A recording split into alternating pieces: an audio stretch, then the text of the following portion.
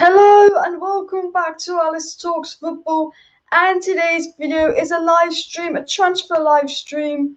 Well, not a transfer live stream, but sorry, a tier list live stream. And we'll talk a little bit about transfer news at the end. So today's video is mostly going to be focusing on this tier list on my screen, where I'm going to go through every Manchester United player this season and sort of rank them based off their season and what their role should be next season, as you can see on my screen. And then towards the end of this live, we will be talking about the Jayden Sancho news, the Declan Rice news, the centre-back situation, and more. So if everybody watching can hit that like button, subscribe down below, and share this video, it would be very, very much appreciated. As we're going to go straight in to my tier list. Now, as you can see on my screen, I've got a tier list here, and I'm going to go straight into the tier list. It's going to be basically ranking the squad for the 2021 season. Are they a starter? Are they good enough? What have they proved this season? Have they proved that they need to be sold? Have they proved that they need to go on loan? Have they proved that they're a starter? And we're just going to be ranking the squad off these seasons. So I want to get straight into the player rankings, and then I'll get a little bit into the transfer news and address some of the live comments towards the end of the video. But yeah, we've got a few comments already saying Sancho over Rashford, and we will talk about Jayden Sancho once I get into the tier list and all of that. So let me know, as always, in the live chat, who would you rank who and where, because obviously we're all going to have different opinions. So if you're not watching live, let me know in the comments. If you're watching live, let me know who would you put where in the live chat. But we're going to start off with Brandon Williams, and I think that's a really easy one for me, and I think he needs a loan. I don't know what you guys think, but I look at Brandon Williams and I think this guy is a player in there. You know, I think he can be a Premier League level player. Will he ever be a Man United level player? We don't know.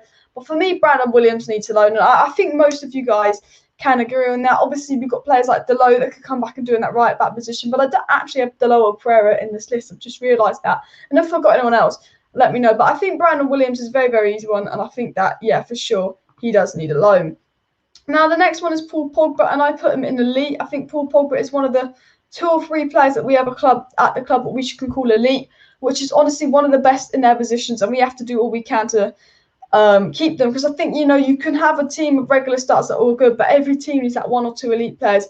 And I think Paul Pogba is that sort of one elite player for Manchester United that Man United do need. I'm putting him in elite. I guess if you're going off this season, he's proved himself to be a regular starter, because I think Bruno and Luke Shaw have had better seasons, but we know what Paul Pogba can do.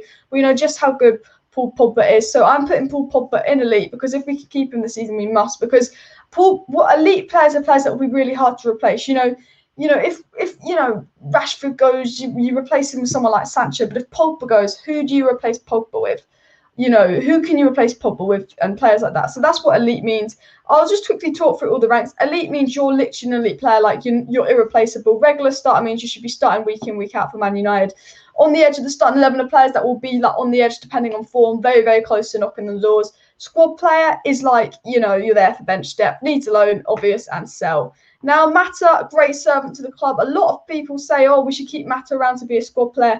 But I'm going to sell Juan Mata, and I'm really interested what you guys think in the live chat. What do you think about Juan Mata? Because a few people do think, oh, Juan Mata's a good squad player, we should keep Mata around and all of that. But personally, myself, I think we have to sell Mata. I think the reason I say we sell Mata is because it looks like we're going to get Sancho. We're very, very close to getting Sancho. And I think, you know, if you have Sancho, Daniel James, and Mata at the club, what's that do for Ahmad? If you get rid of players like Mata and Daniel James, it means you've got Ahmad to come through, who's new and looks a little bit more interesting. So personally, I'm a big fan of Juan Mata, but I would sell Juan Mata. So would Steve. Let me know in the live chat, would you sell Juan Mata? But I just think we need to sell Juan Mata so we can give Amad Diallo more chances. But he's a good player to have in the squad, but I think his time has come to sell.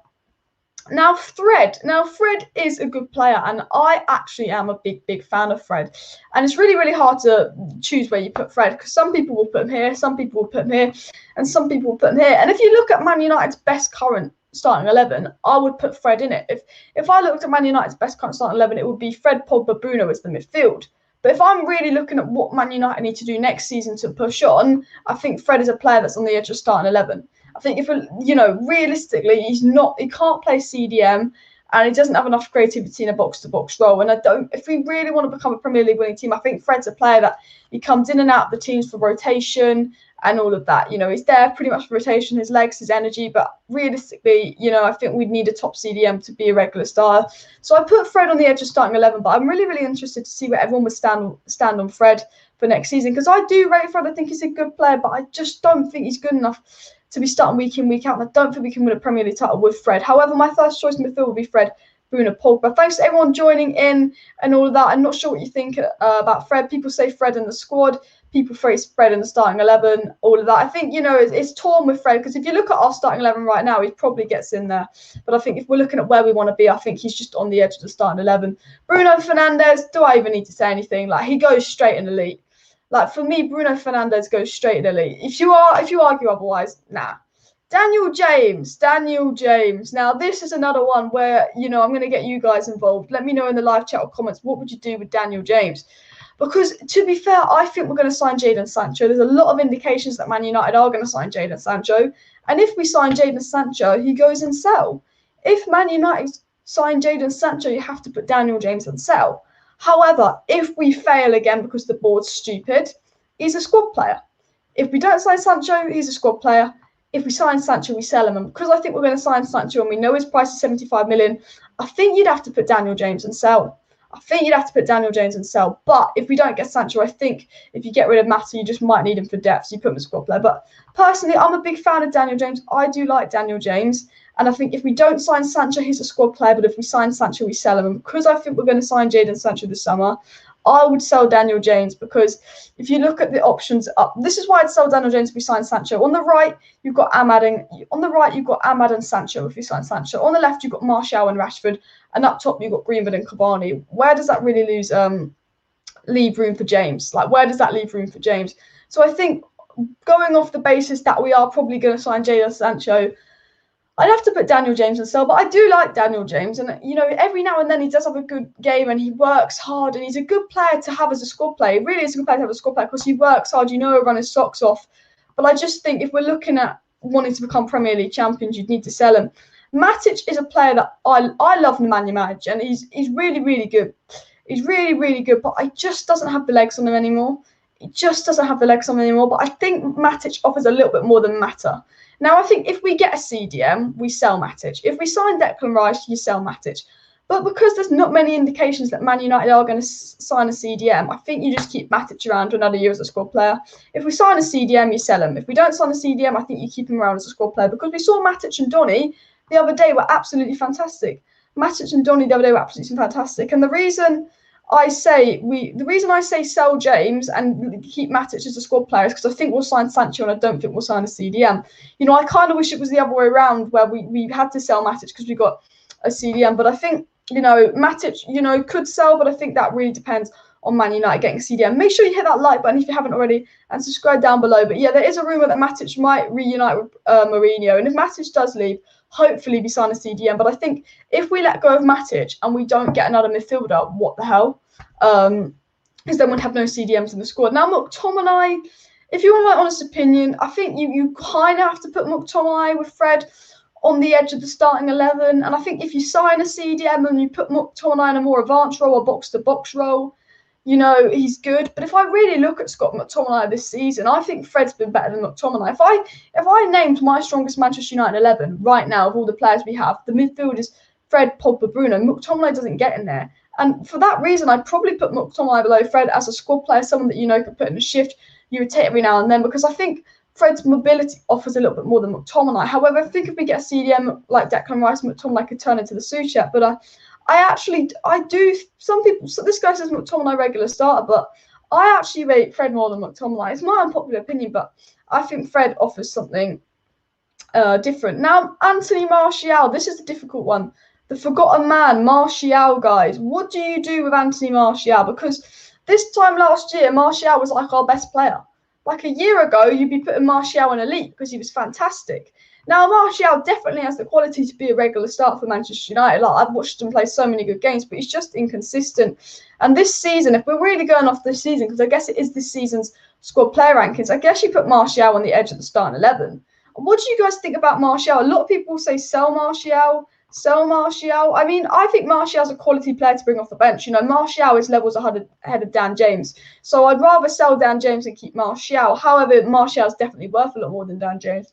But to be fair, if we were talking last season, Martial's a regular starter.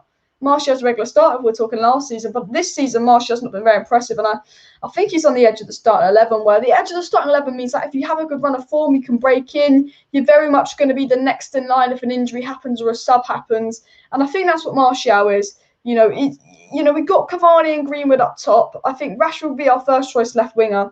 So I think Martial's second choice left winger. But I personally wouldn't sell Martial unless selling Martial meant we got funds for a CDM or a centre back. If selling Martial isn't going to change our transfer window, then personally I wouldn't sell him. But I do think Martial's a very, very good player. I just think he's not been good this season. I think we are forgetting the ability that Martial has. Starlord says that Martial has reached his best and it's not good enough for his position. I think this fan base is very, very divided on Martial, but I would keep him. I think he's a very, very good sub to have and stuff. But I think everyone's very, very divided on Martial. I think that's an interesting one. I think Marcus Rashford, again, I think you can put Rashford as a regular starter. Right now, I'd rather play Greenwood on the right than Rashford. But I think if I'm looking at what Man United's strongest 11 is going to be next season, then I'd say Rashford's a start. Like, Man United's strongest 11 next season will be Rashford on the left, Sancho on the right, either Cavani or Greenwood up top, Bruno, Cam, Pogba, CDM. If we're looking at our dream Man United lineup, you put Rashford on the left wing, and I think for me Rashford would be a regular starter. But yeah, everybody, let me know in the live chat what do you think about Rashford and Martial. But if I look at what I think Man United's strongest squad is, I think Rashford is on the left. Rashford is elite. Rashford in form is absolutely world class, and I think Rashford's at his best on that left hand side. And people are saying Martial a good player. Last season I thought Martial was better than Rashford, but Rashford's been better than Martial this season. I think Rashford offers something a little bit elite. Adam Talk Sports says, has Sancho been agreed? No, Sancho hasn't been agreed. I mean, Sancho's agreed personal terms with Man United, but that news is like a year old, and the price has been set. But they've agreed that the Sancho price will be £75 million, but Man United haven't put a bid in. And to be fair, I think with the Sancho situation, Man United are very slow at transfers, so I don't think Sancho will be done till after the Euros, if you want my honest opinion. There was rumour that we wanted it done before the Euros, but I'd be very, very surprised if Man United did anything with Sancho before the Euros. But his price will be £75 million. And the end of this live stream, we'll be talking a lot more about transfers and stuff. So make sure you stay tuned to the end of this live stream. But we've got a tier list to get through, and the people not watching live will probably be getting bored. So David De Gea should be a regular starter for me. I think he is our best goalkeeper. I'm a big fan of Dean Henderson. I think he's a great keeper. I think he's got great potential. But for me, De Gea is better. For me, De Gea is better. And I think, we're probably going to sell De Gea this summer, but I wouldn't. Let me know in the live chat or comments, who would you rather have, De Gea or Henderson? Because I'm thinking about the final, probably De Gea. In a few years' time, Henderson could be better. But for me, De Gea, regular star. Mason Greenwood is my favourite player at Manchester United. Mason Greenwood is my absolute favourite player at Manchester United. And he is almost elite right now, as Adam Talksport said. And if he was a few years older, you'd be putting Mason Greenwood in elite. And Mason Greenwood has the potential to be an elite. He's an elite talent. But it's not Bruno Pogba level. I have to put Greenwood in regular start. You could argue David De Gea is Bruno Pogba level in terms of his career, but I think, he's dropped off in recent years. But I would put Greenwood in regular start. I think he's proven himself to be a regular starter. Now, the interesting one is Mr. Donny Van Der Beek. Mr. Donny Van Der Beek is the next player on my list for the tier list. And you're thinking, what would you do with Donny Van Der Beek? Everyone let me know in the live chat, because I think Donny Van Der Beek's good enough to be knocking on the doors to the starting 11, and I think Donny Van Der Beek definitely deserves more minutes than he's got this season. I think Donny Van Der Beek's a fantastic player that should be getting more minutes this season. So I'm going to put him on the edge of the starting 11 with Martial and Fred, because he hasn't played enough this season, but how good was he with Matic against Wolves? Him and Matic in a pivot were fantastic, and I think Donny Van Der Beek offers more than McTominay in a pivot. Donny Van Der Beek's played less than McTominay, but he's done more good things than McTominay.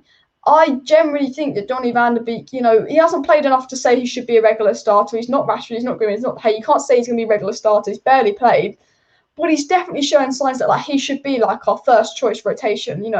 Say Pogba gets injured, Donny Van Der Beek should be the next player on the pivot, not Fred, not McTominay. Say next season we're playing with Rice, Pogba, Bruno. We probably won't be, but that's a dream. If Pogba gets injured, I'd bring on Donny. I wouldn't bring on Fred. I wouldn't bring on McTominay. I'd bring on Donny. He's youngest of the three. He's got more to offer going forward. And we saw with him and Matic yesterday that I think Donny would be on the edge of the starting 11. And I think Telles is kind of a squad player. I think Telles clearly has the ability to be on the edge of the starting 11 and give Shaw that pressure. And I think we've seen Telles going forward is brilliant. And Telles is a great player. You can argue Telles between squad player and edge of starting 11.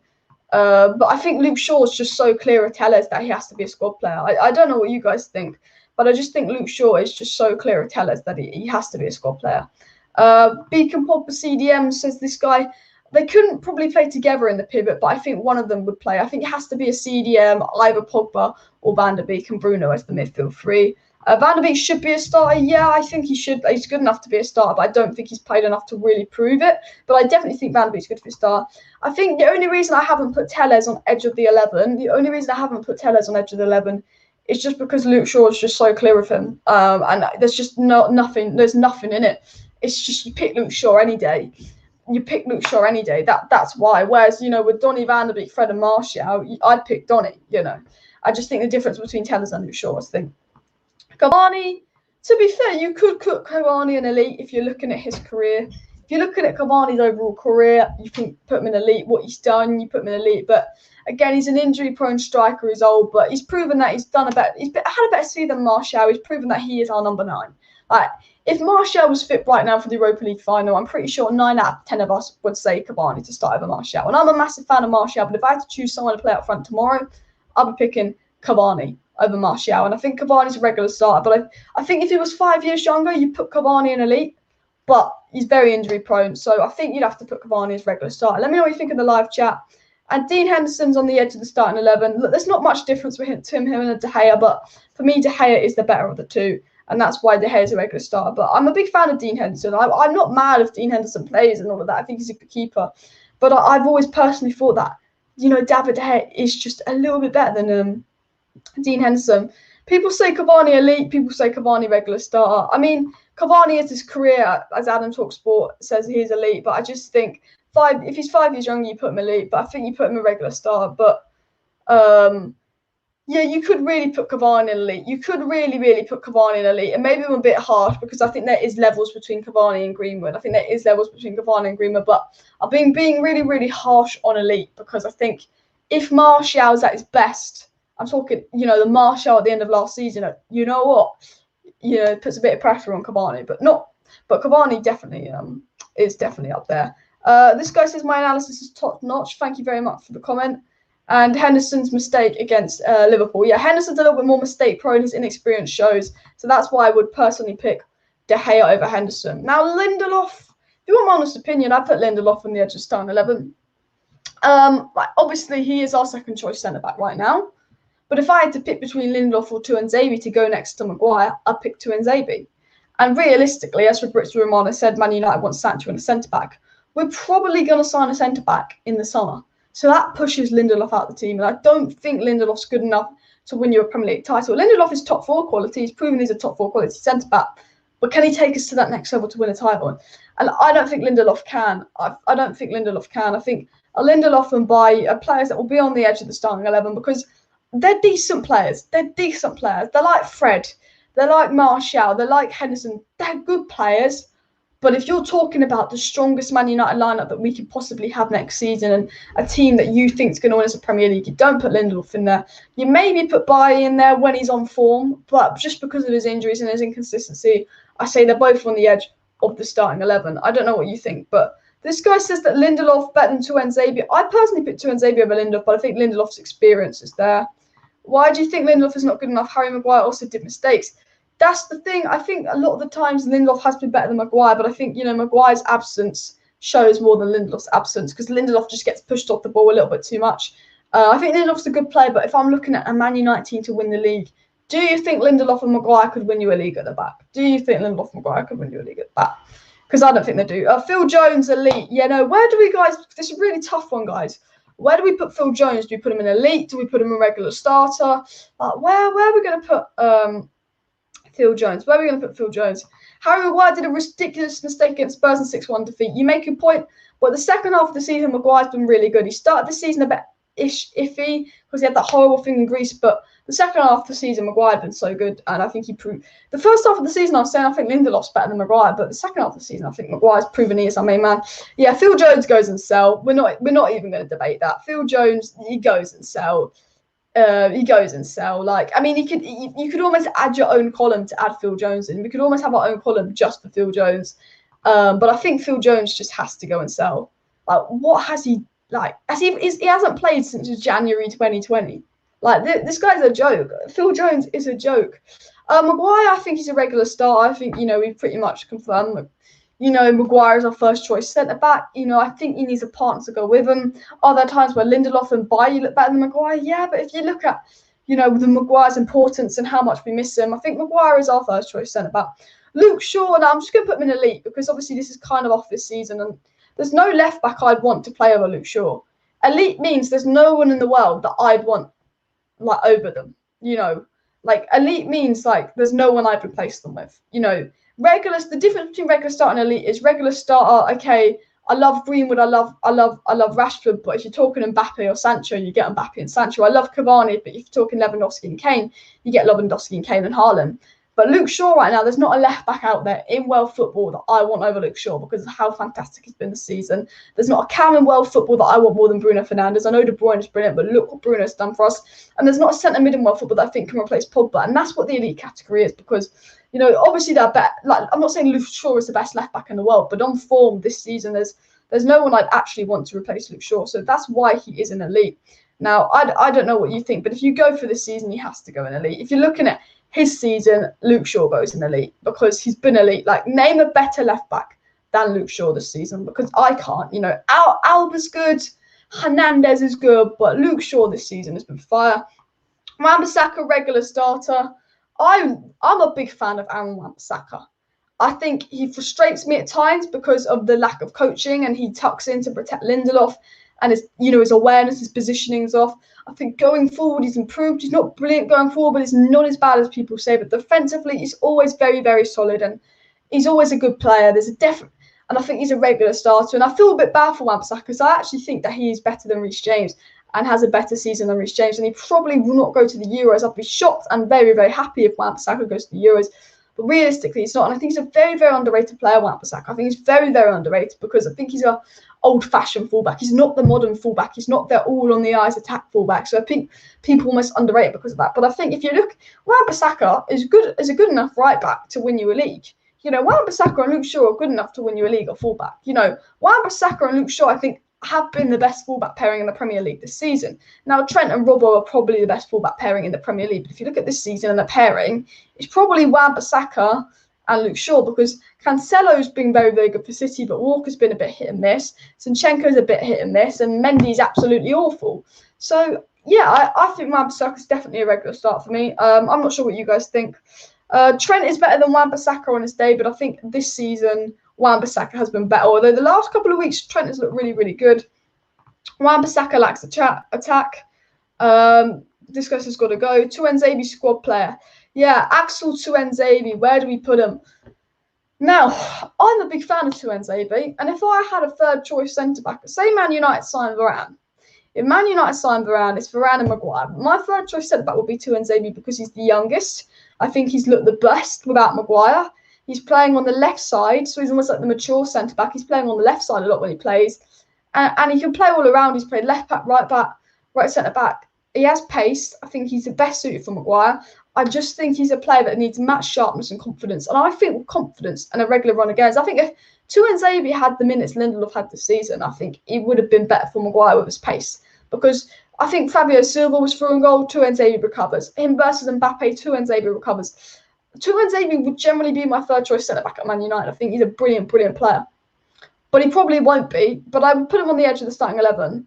And I'd actually put him ahead of Lindelof and Bailly because if so, I'd want to see Tuanzebe part of Maguire.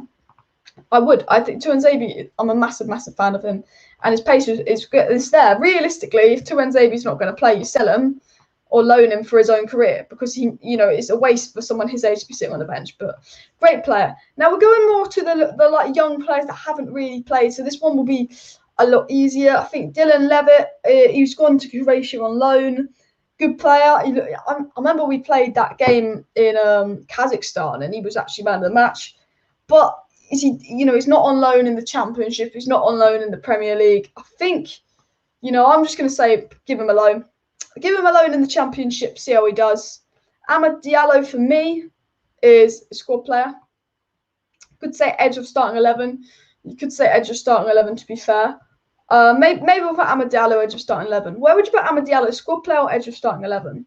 Because I think I think if we're going to get Sancho and we have Greenwood, I don't think Amad really comes close to Sancho or Greenwood. But I don't want him to be a squad player because I think he's good enough to come on a lot. But then squad player is someone that does come on a lot. I think Amad Diallo is, because of his age, he's a squad player, but I think he could very much be on the edge of the starting 11. Could very much be on the edge of the starting 11. Where would you put Amad Diallo, guys? Let me know in the live chat, because I'm going to put him as a squad player just because he hasn't played enough, and I just don't think he's quite at the levels of Van Der Beek and Martial when you're talking about what we know. Martial can offer a bit more than we know Van Der Beek can, but I would definitely put him as a squad player. I think Amad Diallo is too good to go out on loan, in my opinion. I think Amad Diallo is too good. He's too important to go out on loan. So I'm going to put Amad Diallo as a squad player. This is Alanga. Now, he is 19. So when you're 19, that's when you want to be playing first team football, I think. So I think because he's 19, you put him on. I think he needs a loan. I think Alanga needs a loan for sure. I think Sholatiri, he's only 17. So I'm keeping him as a squad player. More so he'll be playing in the under-23s, but he might get the odd minutes here and there. Now, the difference between Alanga and Sholatiri is Alanga's 2 years older than Sholatiri, so when you're 19, you want a loan. But I think because Sholatiri, I believe, is 18. Now, I'm actually going to Google that. Sholatiri, Man United. What is his age? Yeah, because Sholatiri is 17, that's very, very young to go on loan at 17.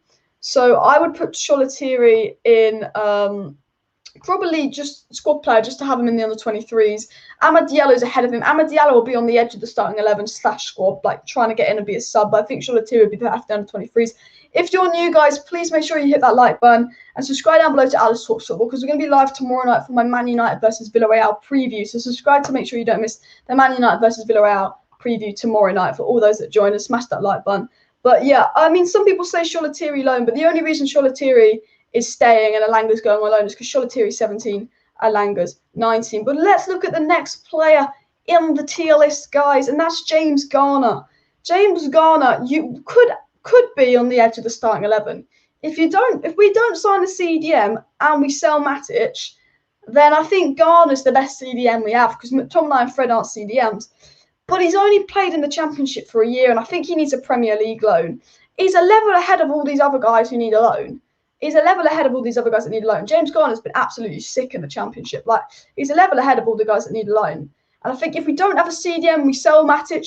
If we don't have a CDM, we sell Matic. You put James Garner in the squad. But I think he needs a loan, because I think if James Garner stayed, he's going to be one of them players that gets the Van Der Beek to Nzabi treatment that doesn't play. Like, if you want my honest opinion, I think he would get that treatment and stuff. Please hit that like button, by the way, and subscribe down below to Alice Talks Football, because we will be live tomorrow night for a match preview of Man United versus Villarreal. Hannibal Mejbri, he's a brilliant youngster, but again, he's not going to get minutes next season, so I think he needs a loan. What do you think about Mejbri? I am going to address some of the live chats in a minute, guys. Don't you worry, I'm going to be reading out a load of the live chats in a second, but I think Hannibal Mejbri is a player that needs a loan. I think Ted Mengi, he's looked really, really good, but again, I think he needs another loan for experience. Ethan Laird, just for the sake of putting Williams on loan, I think you just keep Ethan Laird as backup to Wan-Bissaka, which is going to sound absolute bullshit because he's barely played in the Premier League. Ethan Laird, he's barely played. He's playing in what, League One. But I think, if we're putting Brandon Williams out on loan, maybe we have Ethan Laird just in case Wan-Bissaka gets injured. And I think, he's got the experience. Ethan Laird's been on loan this season. He's got the experience. So, yeah. And you know what, Tahith Chong? How has Tahith Chong done this season, guys? Let me know in the live chat. Does anyone, how would you rate Tahith Chong's loan spot? Because he went to Werder Bremen, and I don't really think it worked out. And I think he went to Belgium. And I believe he went to Club Brugge in Belgium, and he won the league. Now, he's got 2 goals and 7 assists in Club Brugge. No, he's got 2 goals and 7 assists this season in 28 games, which isn't awful. It isn't awful, but he's going to be 22. He's going to be 22 this season. He's going to be 22 next season, and he's doing okay in the Belgium league. He's doing okay in the Belgium league, Tahith Chong. So maybe you put him as. I just think though, Amad Diallo looks more exciting than Tahith Chong. Man United are probably going to sign Sancho. If you want my honest opinion, I think Tahith Chong's one you have to sell or put out on loan. And people aren't going to like that, but I just think Amad Diallo, Martial, Rashford, Greenwood, Sancho, who are probably going to sign, all just a bit better to bring on than Tahith Chong off the bench. I just think they're better options off the bench. I don't know what you guys think. I'm going to read out a few of my live chats, but I think you could arguably put Tahith Chong in sell. I just think, what's the point in loaning him out? I think he's 22 nearly. I'd put him in sell. Maybe with a buyback clause, but I'd probably sell Tahith Chong, but probably with a buyback clause. Man United Let's Go says, if we got Sancho and the quality of the youth we have, we wouldn't need to invest in that area. Greenwood could be our next number 9. That's the thing. Now, Man United are probably going to sign Jayden Sancho. So if we sign Jayden Sancho, and Man United probably are going to sign Jayden Sancho, Man United's right mid options for next season are Sancho and Amad Diallo. Man United's striker options for next season are Cavani and Greenwood, and their left wing options are Rashford and Martial. Not to mention that Martial can play striker, Greenwood can cover on the right. You've got 6 very, very good attackers, some very, very good, some young and promising to fill 3 spaces next season. You need 6 players to fill those 3 spaces, yeah? So you don't need Mata, you don't need James, you don't need Chong. I think Man United's attack for the next season is very, very, very sorted in that sense. You get Sancho, I think that's our attack sorted for a couple of years. I think when Cavani leaves, we have to go for a striker. I think Greenwood will have matured into a top striker. But, you're thinking Rashford, Martial, Cavani, Greenwood, Amad, and Sancho for next season in attack. We aren't talking about Dan James or Mata or Chong or Sholatiri, or even the fact that Pogba and Van Der Beek can play out wide, or any of that. And I think the attack is sorted. Hannibal can do it like Greenwood. Hannibal Mejrab could do it like Greenwood. But the thing with Ole Gunnar Solskjaer is, Greenwood, one of the reasons Greenwood got the game time he did is because we got rid of Sanchez, we got rid of Lukaku, and the replacement was Daniel James. One of the reasons Mason Greenwood got so much game time to break through last season was because there was really no one to play. Mason Greenwood was competing with Daniel James for minutes.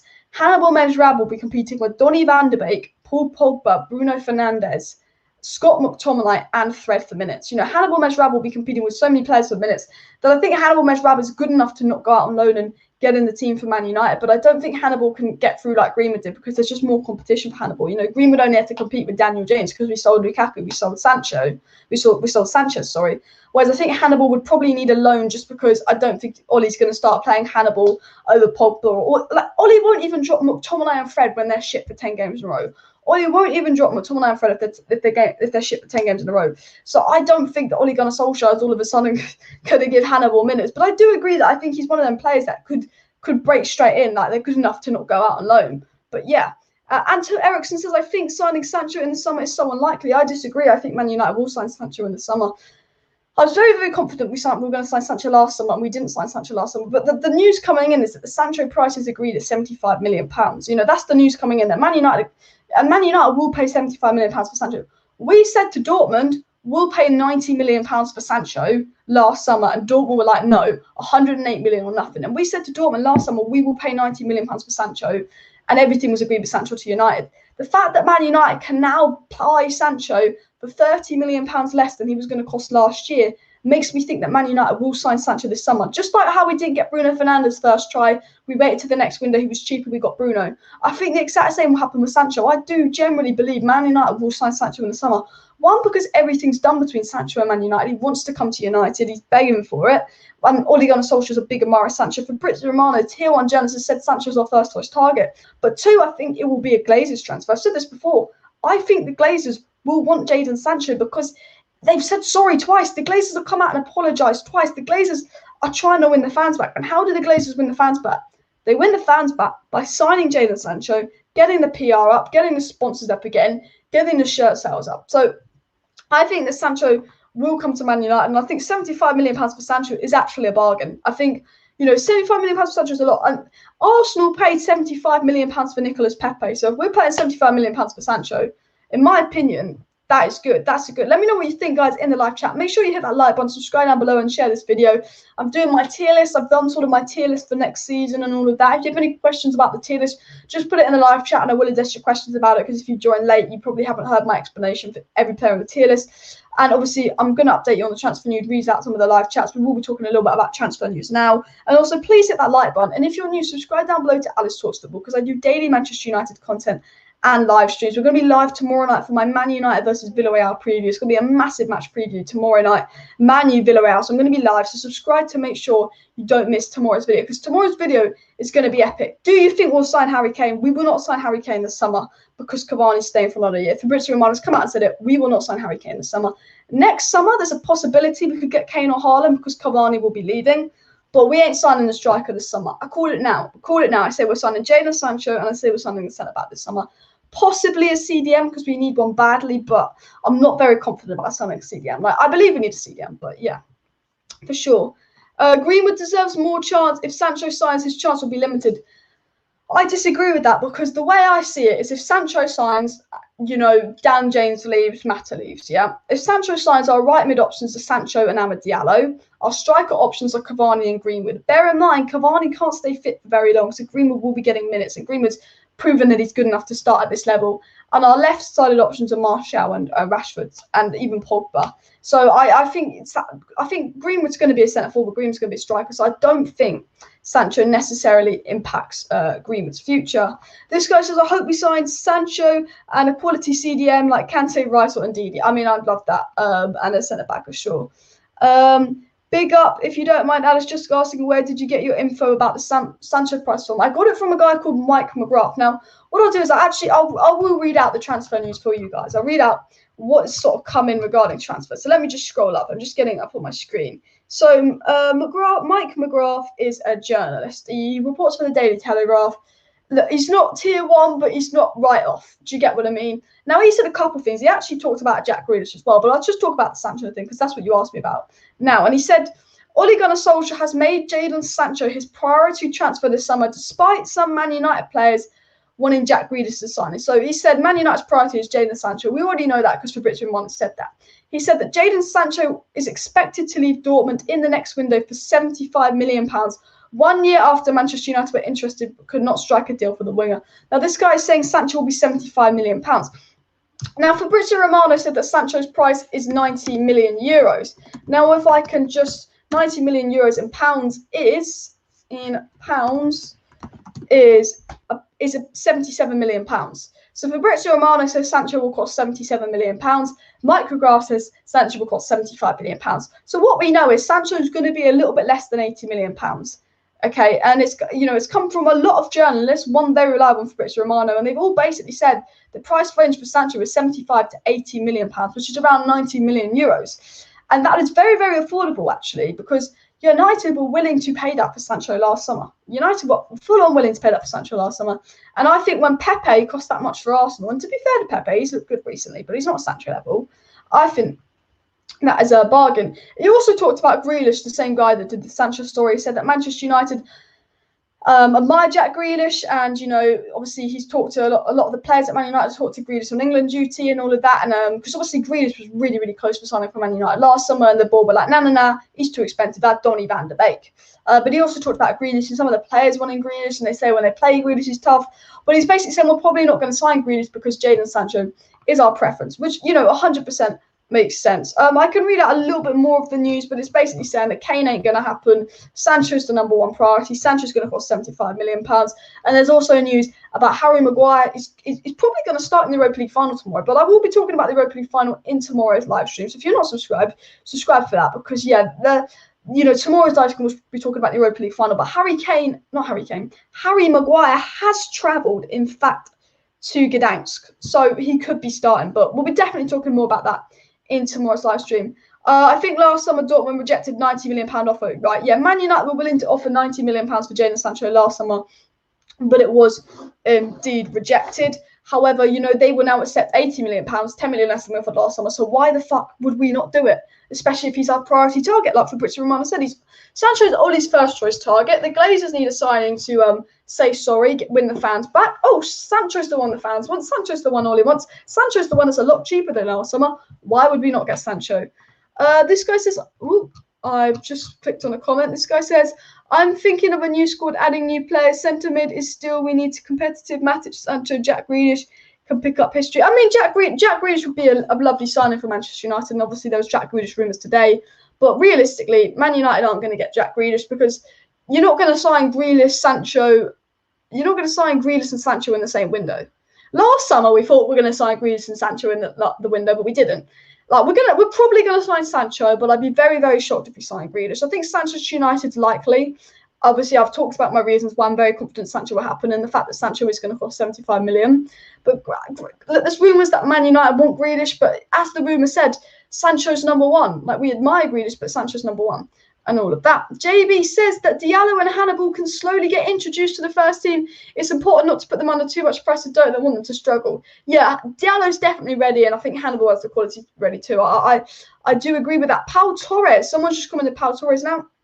There was an article that came out by the Manchester Evening News today, and it said that Manchester United have shortlisted 5 centre-backs for the summer window, and it was Varane, Koundé, Pau Torres, I think Romero from Atlanta, and someone else. And I think, by the way the news is saying is basically Varane is Man United's first choice centre-back in the summer, Koundé is our second, Pau Torres is our third, but we'll only be looking at Pau Torres if Varane and Koundé fall through. And Koundé's price has actually been agreed at £50 million, by the way. So, Sancho's price has been agreed at £75 million, and Koundé's price has been agreed at £50 million. So that's £125 million for 2 good players, Man United, by the way. But the Manchester Evening News basically said that, Pau Torres is on our list of top 5 centre-backs for next summer. And knowing Manchester United, we never get our first or second choice option. Knowing the board, they'll fail to get Varane, who's first choice. They'll fail to get Koundé, who's second choice, who is £50 million. That's his release clause. So we'll probably get Pau Torres in the summer. I wouldn't be surprised. And I think he's a good player, but it would be interesting to see how Pau Torres does against us in the Europa League final. And I think the 4th choice was Romero from Atlanta. And I'm not 100% sure who the 5th choice centre-back was, but we had 5 first choice centre-backs targeted apparently for next summer. Box says that Dortmund will sell Sancho. He's been there 4 years. Their transfer policy is in and out and make huge profits. Pulisic, Dembele were sold on after a few years, 100%. Dortmund had told Sancho he can leave. There's a gentleman's agreement between Jayden Sancho and Borussia Dortmund when Borussia Dortmund said to Sancho, if a bid comes in for you of £75 million, we will let you leave. Dortmund had told Sancho, we will let you leave if a £75 million bid comes in for you. So, and Man United will pay £75 million for Jayden Sancho. The Glazers are under so much pressure. I tell you this now. The Glazers have come out and apologised twice. Joel Glazer's going on the fan form. The Glazers have been hit hard. Super League's fallen. Ed Woodward's gone, had to apologise twice. The Glazers will not want to fail to get Sancho this summer, because if we don't get Sancho this summer, there's going to be outrage, and the Glazers can't afford that outrage. And £75 million for Sancho, the Glazers will make that money back in shirt sales. So I'm very confident Sancho will happen, and we know Dortmund are going to sell Sancho if the bid arrives. And I'm very, very confident Man United will put that bid in.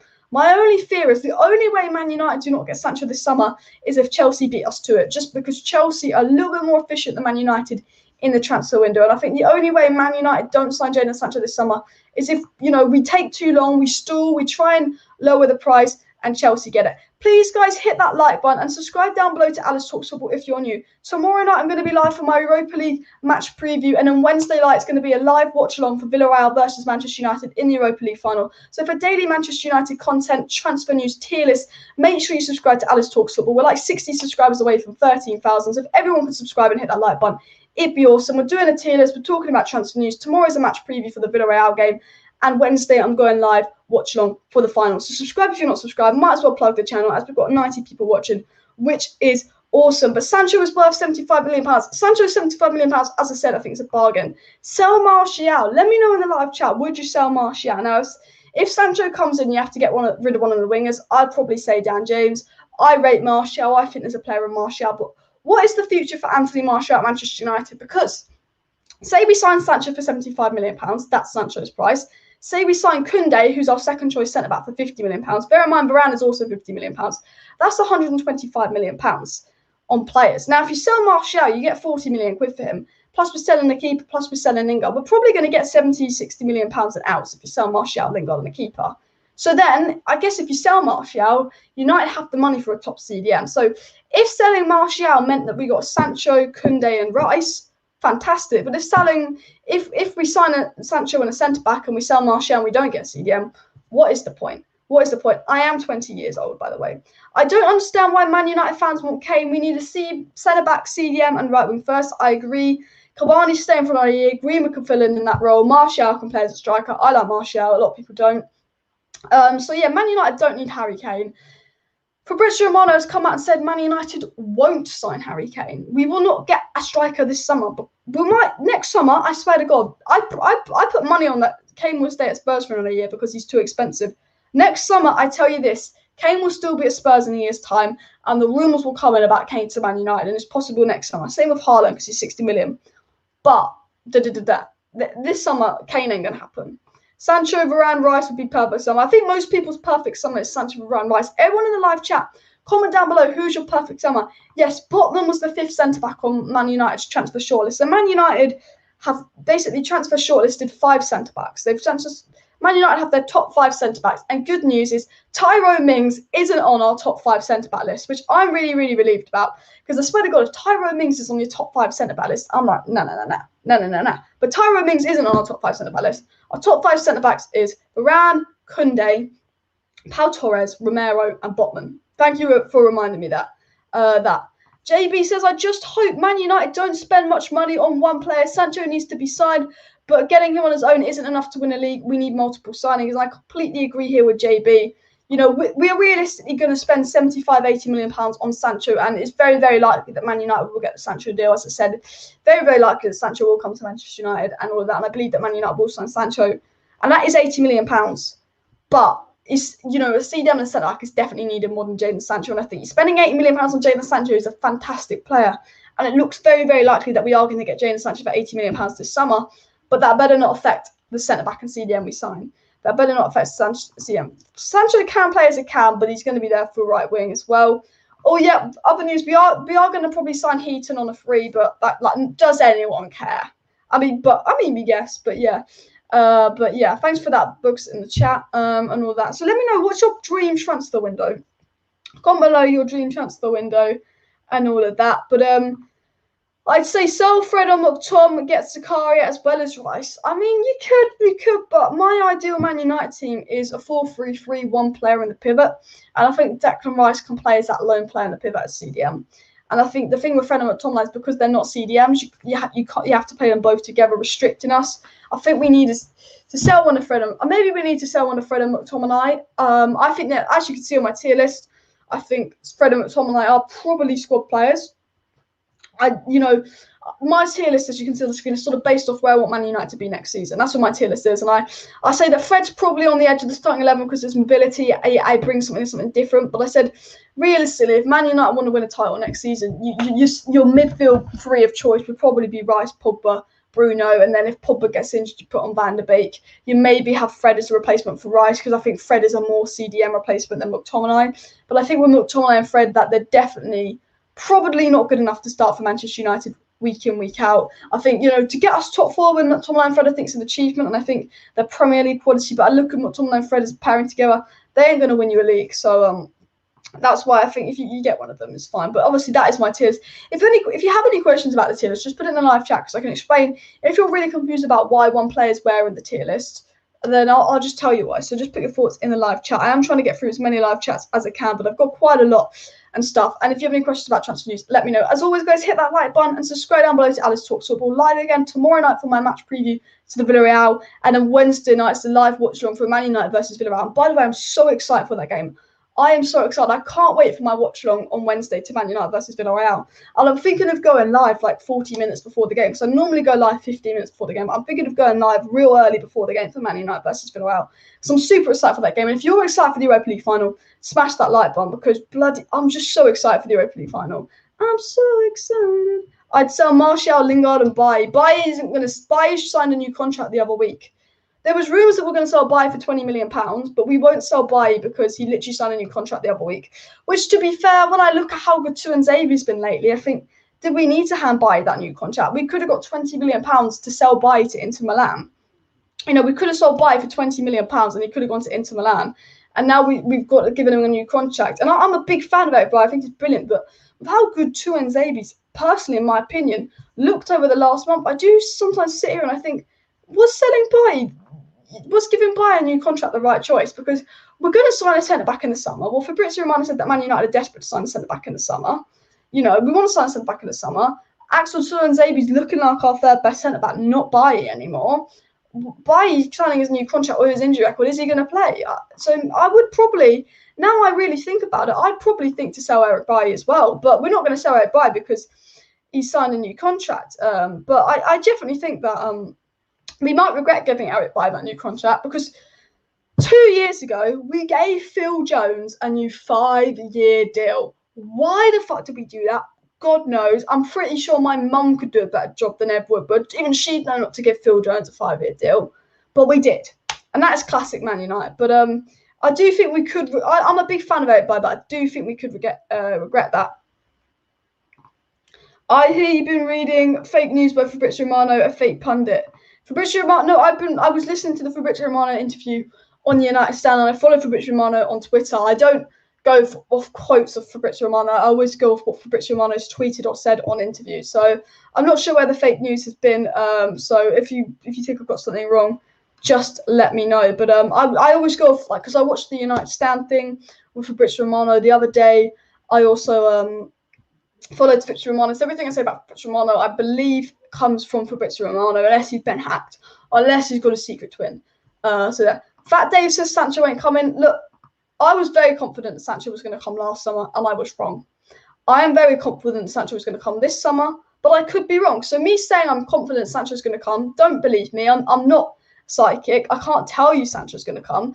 I did predict this time a year ago we signed Sancho and Van Der Beek, months before we signed Van Der Beek. So, maybe I'm a bit psychic. No, I'm joking. I'm very confident Man United will sign Sancho. Obviously, I was confident last summer. I was wrong. I'm not saying me being confident we're going to sign Sancho means we're going to sign Sancho. If we don't sign Sancho, we don't sign Sancho. But the reason I'm confident we're going to sign Sancho is we know he's our first choice target. We know we can afford him. We know everything's agreed between Sancho and Man United. Sancho wants to come. Sancho agreed personal terms with us and agents fees a year ago. All it is Man United go Dortmund, £75 million, Sancho is ours. And the reason I think we will do that is because the Glazers are under pressure, and the Glazers need a signing like Sancho to win back the fans. And I think the Glazers would more than happily pay that money, because I think if we miss out on Sancho this year, if Sancho goes to Chelsea in the summer, that's another crash on the Glazers. The Glazers have had the Super League crash. They've had Woodward leaving crash. They've had the pressure, the protest crash. The Glazers could not deal with another crash. If Sancho leaves, that's more pressure, that's more money lost, that's more stocks down. So that's why I'm very, very confident that Man United will sign Sancho. Make sure you hit that like button and subscribe down below and share this video. Do I have Instagram? The links to my Instagram and Twitter are in the description, by the way. Also my TikTok as well, if you want to follow me on there. Make sure you hit that like button, and of course subscribe down below to Alice Talks Football, because remember, guys, we are going to be live again tomorrow night. We're going to be live again tomorrow night for my Man United versus Villarreal match preview, which is going to be a massive game. I'm so excited for it. And then Wednesday night, we're going to be live the whole of Wednesday night for Manchester United versus Villarreal, watch along, match reaction leading up to the game. So subscribe for daily Manchester United content on the channel. We might even do a live watch along for the Champions League final. Obviously rooting for Chelsea. Never thought I'd say that in my life because I don't like Chelsea. But I'm becoming a Chelsea fan this week. Absolutely. I'm going to just scroll down. So sorry if I miss a few live chats. I'm just trying to make sure I don't miss out too many. JB says, Sven Botman's done really well for Lille. Yeah, Lille won Liga, and so congratulations to Lille. Fantastic. Botman is quality centre back. Yeah, I'd take Botman at United. And the thing I like about Botman is I think he would only be 20, 30 million pounds. Leicester just signed Soumer from Lille for 21 million pounds. 21 million pounds for Soumer. Bear in mind, Man United scouted Soumer 2 years ago. We were linked to Soumer a year and a half ago for 20 million pounds. We didn't get him. Soumer, CDM, has gone to Leicester for 20 million pounds. I reckon you could get Botman for a good deal. I mean, Gabriel was only, 20, 25 million pounds for Arsenal as well. And get a CDM and a centre-back, I agree. The main spot should be taken care of. First centre-back, CDM, right wing. We need 2 good CDMs because injuries will come, so we need depth. Yeah, I do get your point. I think for me, two good CDMs isn't very realistic with Man United. But I think 1 CDM would be very, very nice. 1 CDM would be very, very nice. I think if you can get a top CDM like Declan Rice and he can stay fit throughout the whole season, because I actually say, look, if you have to play a few games with Fred at CDM, it's not the end of the world. But realistically, I guess you kind of need to be like Man City, have your experienced one like Fernandinho and your Rodri. We'd have our Matic and our Declan Rice, but I think Matic will leave. If we sign Declan Rice, I just think Matic will leave. But I do get your point about 2 CDMs, but I just think 1 CDM, 1 centre-back, 1 right wing is necessary. And just hope we're lucky with injuries. Rice/Neves. Yeah, there's a lot of rumours linking us to Neves. Apparently he wants to leave because Nuno's left Wolves and all of that. Now, a year ago, I would have been all in for getting Ruben Neves a year ago because he's young, he's a deep line playmaker. He definitely offers more than Fred and Scott McTominay. But I've watched a lot of Wolves and I haven't been that impressed with Neves personally. I really haven't. I think he could be one of those players where you spend 40 million for him, but then you see what Suma's doing for Leicester for 20 million and Suma would look better. And I think, Neves can play as a CDM, but he's more of a pivot CDM as well. I don't think he's not the type of player that can hold on CDM as well. And he's more of a deep line playmaker. So I guess if Ollie wants to continue the 4-2-3-1 formation, fine, Neves suits it. But I think if Man United really want to be a top team again, you've got to play the 4-3-3. So that's why I'm not the biggest fan of Neves. In the final, Pogba De Gea need to play to give us a spine. I agree. Now, tomorrow night, we will be talking about the final. Will Harry Maguire play? Will Pogba be on the middle? Will he be on the left? Will Rashford play? Will Greenwood play? I'll be talking about my predicted lineup for the Manchester United versus Villarreal game tomorrow night. So make sure you stay tuned for that. But I'm going to scroll down and just read out a few more chats because I'm very, very high up. So yeah, this guy says Manchester United need a Virgil Van Dyke or Ruben Diaz like signing, not Varane with too many mistakes. And I agree with this guy. Now, Varane's a good signing here in previous. I think he's been very, very good. He's a little bit mistake prone, but I think Varane definitely gets us. But I do think Jules Koundé, with his age, has the potential to transform the defence and be better than Varane. So I personally choose Koundé over Varane. But as I said on this channel time and time again, if you've tuned into Alice Talks Football many times, I've said time and time again on Alice Talks Football, Manchester United need a Virgil van Dijk or Ruben Diaz like centre-back. Virgil van Dijk took Liverpool from top 4 to title winners and Champions League winners. Ruben Diaz took Man City from being second place behind first Liverpool last year and bottling the Champions League. Ruben Diaz has now took Man City to Premier League winners and Champions League finalists because without company, Man City dropped off a bit. Ruben Diaz has taken Man City up to that level of being Champions League winners, possibly, and Premier League winners. And Virgil van Dijk won the Champions League and Premier League for Liverpool. And their centre-back, I tell you this now, a centre-back could completely transform a team. We've seen what Diaz done to City. We've seen what Virgil van Dijk has done to Liverpool. I 100% agree. A centre-back can transform a team, can absolutely transform a team. And if Jules Koundé could be that Ruben Diaz-like centre-back, it would be immense. If Jules Koundé comes in next to Maguire, now Jules Koundé's price has been agreed at 50 million, and Jules Koundé is our second choice centre-back. So say Varane chooses Chelsea, we get Jules Koundé for 50 million. He could transform that attack. And the thing about Jules Koundé is it doesn't just transform the defence, make the defence better, make us a better team, but it also means we can play a better style of football because with Jules Koundé's place, we won't need to be so defensive at the back. We won't need to play such defensive football. We won't need Fred and McTominay to protect the centre-backs if we've got pace at the back. So it's not just a better defence, but it's a better brand of football. After the season over, you should do watch-alongs for Euros in England. I might do watch-alongs for the England Euro games on my second channel. I am going to do a watch-along for the Champions League final on this channel, I think. I can't tell. I'm definitely doing a watch-along Wednesday night for the Europa League final, but maybe there'll be a one-off Chelsea-Man City game on this channel for the Champions League final. Hit that like button if you want me to do a live watch-along for the Champions League final. We will be live for the Europa League final. Maybe we'll be live for the Champions League final. Although it is a Man United channel, it's a one-off because all Man United fans will be rooting for Chelsea. I'll be turning into a full-on Chelsea fan, to be fair. Let me just scroll down. I'm going to try and read out a few more chats if I can find some stuff. But let me know your thoughts in the chat down below. This is obviously my tier list on the screen, as you can see. I've got my elite. If you've just joined and you're like, what does this tier list mean? I'll explain.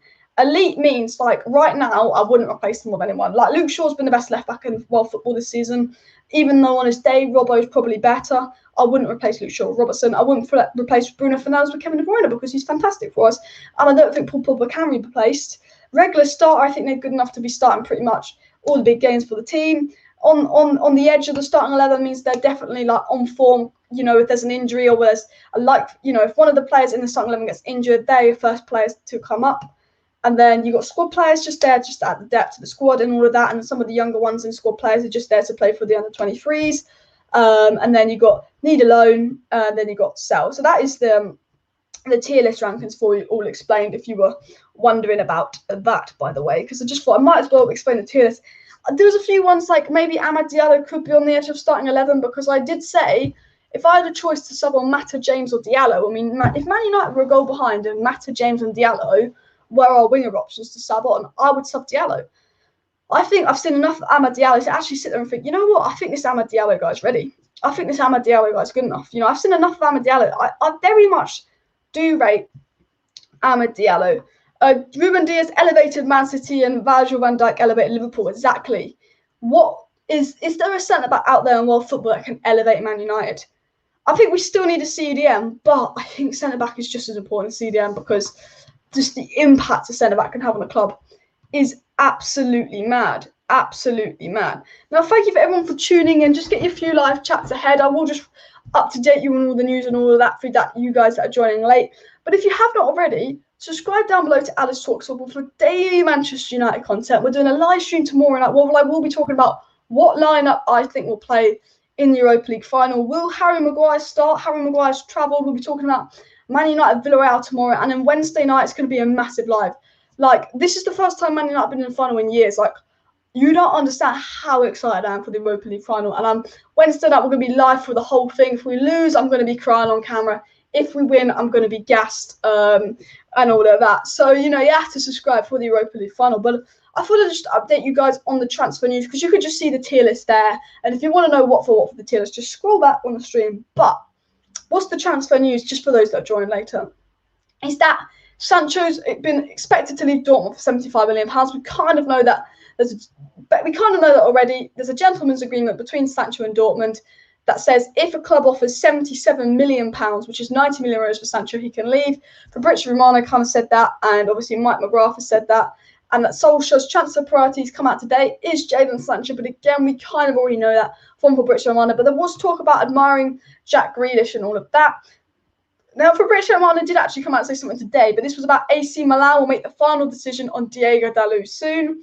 So Diego Dalot might stay at Inter Milan, AC Milan permanently, Fabrizio Romano is saying. So I think we'll get about 15-20 million for Dalot. Hopefully that goes into a CDM and all that. But I thought I'd cover that and all of that. And obviously there's a little bit of news about Kieran Trippier, Botman, Romero, Pau Torres, all of that for Manchester United, which I'm sure will adapt over the transfer window. I think the first half of the transfer window could be quite quiet with the Euros, but I definitely think after the Euros, the Pau Torres, the Jules Koundé, the Rand situation is going to heat up because we know Man United are going to probably get Sancho this window, and we know we're going to get centre-back, and it's one of the top 5 centre-backs that obviously has come out on our 5 centre-back shortlist, which will be mad. What centre-back would you sign? So the rumour is, I'm actually really interested. If you could sign a centre-back for Man United, who would you sign? Let me know in the live chat, because the rumour is the 5 centre-backs on our shortlist are Varane, Koundé, Pau Torres, Romero, who's at Atlanta, and Botman at Lille.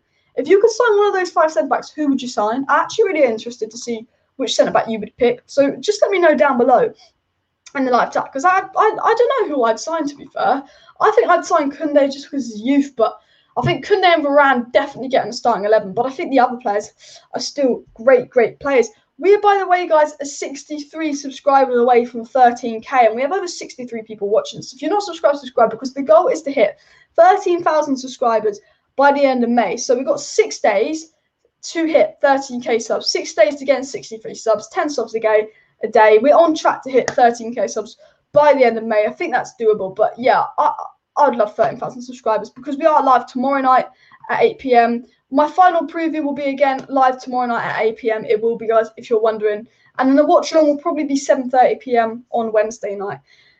And all of that. Some people say United, De Gea, Donnarumma swap. Never going to happen. It's not FIFA, but I like your thinking. Manchester United is poor, even with rookie centre-backs. They win at Old Trafford, and it's a successful season. I have to say, finishing second and being in the Europa League final when we've played Fred, McTominay, Lindelof, and Maguire most of the season, I think it's actually somewhat impressive, because I think we do carry them. Varane, Koulibaly, Botman, my top 3 centre-backs is JB. Yeah, they're 3 good centre-backs. I haven't seen much of Botman play, but everyone really rates Botman. I think penny for pound, maybe Botman's the best value. £20 million for Botman. Basically, I think we need a CDM just as much as we need a centre-back. And we're going to blow £80 million on Sancho. We all know we're going to blow £80 million on Sancho, which isn't like blowing money. Sancho's a good player, but CDM centre-backs need more. We spend £80 million on Sancho.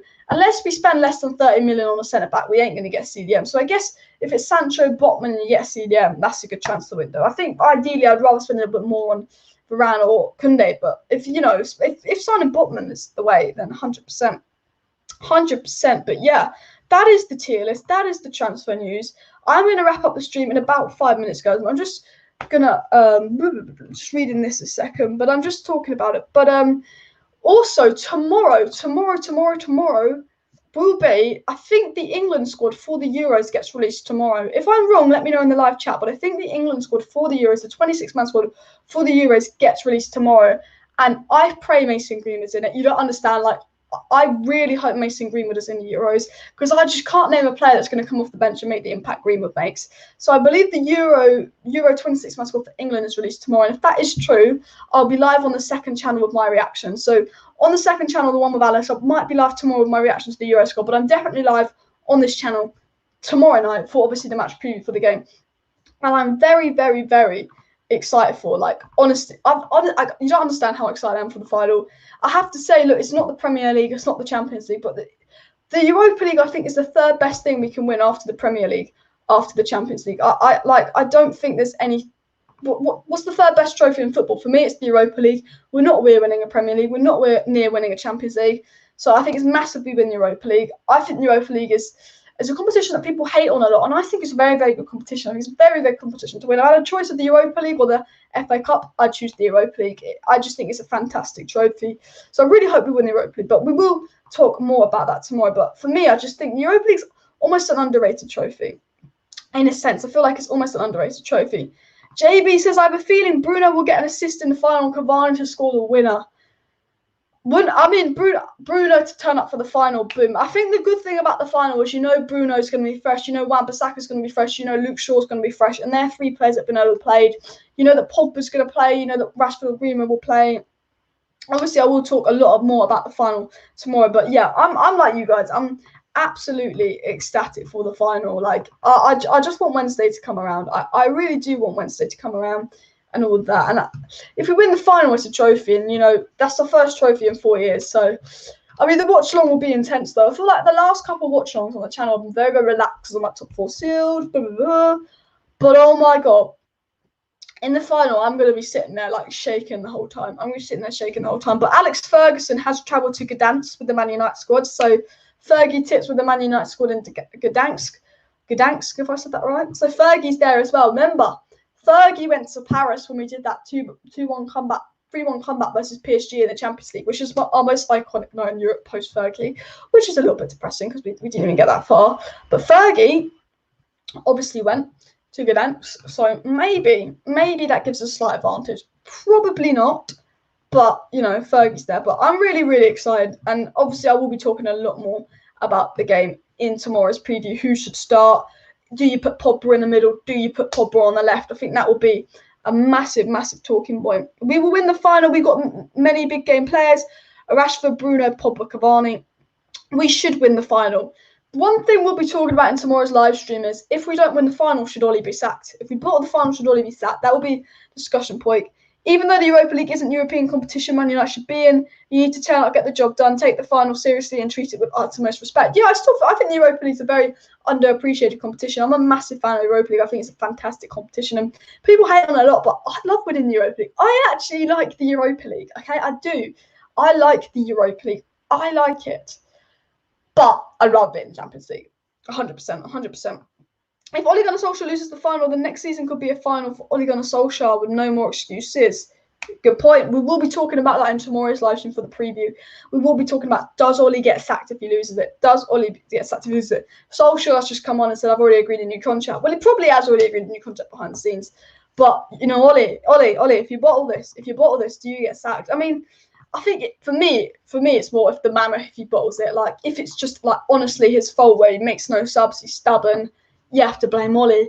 But if it's one of them where we play really well, when we bottled to Sevilla 2-1, when we bottled the Europa League semi-final 2-1 to Sevilla, you can't put that on Ollie. Like, we deserve to win that game. So for me, it's more like the manner if we bottle the game, if you want my honest opinion. But hopefully we won't bottle the Europa League final, because do you know what the funny thing is? If we bottle the Europa League final, we'll get Arsenal fans bantering us. Arsenal fans who aren't even going to be in Europe next season will probably come on and start trying to banter us, which is the sad truth. It is the sad truth. But you know what Arsenal fans are like?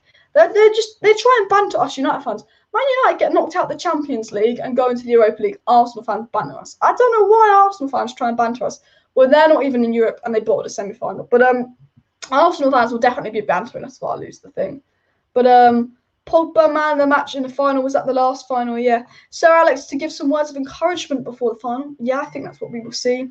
But yeah, thank you everybody for tuning in. I am going to end the live stream here, but if you haven't already, please hit that like button, subscribe down below, and share this video. We're live tomorrow night for the match preview to the final, and then on Wednesday is the live watch on Manchester United versus Villarreal. Wednesday night is a massive night, so if you're not subscribed, subscribe because I'm live Wednesday night, bricking it, but excited for the final. So subscribe, like, share. Thank you for tuning in. If you want to see the whole tier list from start to end, just skip to the beginning of the video. The second half of the video is transfer news and questions. The first half of the video is tier list for all of you. But like, subscribe, share, and yeah, see you tomorrow night. See you Wednesday night.